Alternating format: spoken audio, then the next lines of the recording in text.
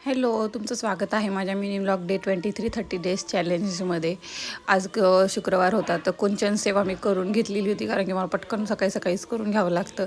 आणि माऊला पण आज सुट्टी होती, कारण की माऊच्या स्कूलमध्ये वारी निघणार होती, दिंडी निघणार होती.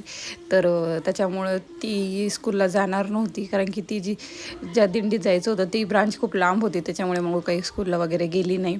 मग आज ती घरीच होती. मग घरी असल्यामुळे ती टी व्ही पाहत होती आणि मस्त किट्टू खेळत होती.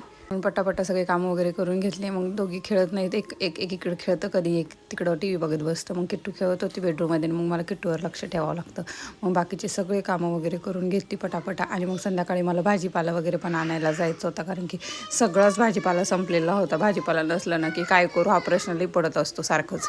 मग त्यांना विचारलं की मग ते पण चिडचिड करतात. मग त्यापेक्षा म्हणून उद्या आषाढी एकादशी असल्यामुळे मला रताळे वगैरे पण आणायचे होते, फळं पण आणायचे होते, म्हणून सगळंच एकदाच आणून घेतलं. तर आजच्यासाठी एवढंच होतं. असा होता माझा आजचा दिवस. तुम्हाला कसा वाटला नक्कीच कमेंट करून सांगा. आणि पेजला फॉलो केलं नसेल तर फॉलो करा. बाय.